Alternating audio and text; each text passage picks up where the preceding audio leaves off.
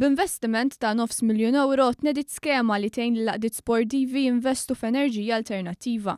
Permezz ta' din l-iskema għaqdiet sportivi qegħdin ikunu mħeġġa jinvestu f'enerġija alternattiva u jingħataw jew għotja sħiħa li tkopri l-investiment jekk ikun sa €20,000 jew inkella 90% tal-investiment jekk il-proġett ikun ta' €50,000. Il-Gvern żamm mal-wegħed elettorali tiegħu għax b'din l-iskema se jkun hemm tnaqqis ta' enerġija ġenerata u li se tiġi evitata.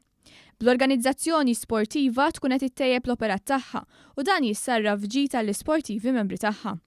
L-Inġinier Charles Buttigieg qal li fost oħrajn l-investiment jista' jkopri jew installazzjoni ta' dwal intelligenti, solar water heaters jew heat pumps. Bl-Aġenzija tal-Enerġija u l-Ilma toffri wkoll servizz ta' inġinier li jgħin lill-applikanti jimlew il-formuli neċessarji u jissottomettu r-rapport finali. Stennew il-klabs daqsxejn kbar li għandhom pitches u li għandhom grounds fejn jitrenjaw ikun jistgħu jibdlu dwal jew sistemi ta' irrigazzjoni aħjar, jew shower rooms, jew locker rooms, ġifieri sistemi ta' heating u cooling ta' dawn l-impjanti ta' ġewwa nsejħilhom hekk.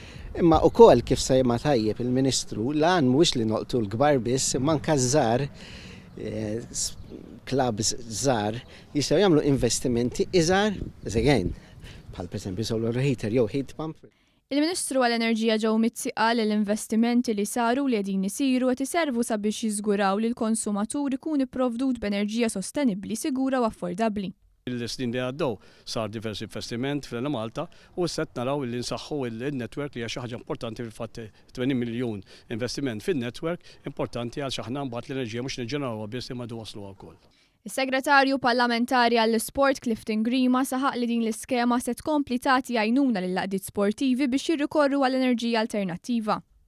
Aħna din naraw li permessa din l-iskema proġetti li forsi jibqa' fuq l-iskaffa minħabba problema finanzjarja intuhom dik l-għajnuna neċessarja sabiex propju jkunu jista' jagħmlu dak l-investiment li jgħinhom jilħqu effiċjenza f'dak li huwa konsum tal-enerġija. Il-Kap Eżekuttiv ta' Sport Malta Marku Tajjar qal li Sport Malta għaddejja batta inizjattivi sabiex tgħin lill-atleti u sportivi. Qal li atleti u sportivi li jmorru għal taħriġ jew jipparteċipaw f'xi kompetizzjoni f'għawdex se jingħataw rivużjoni tal-biljett tal-vapur.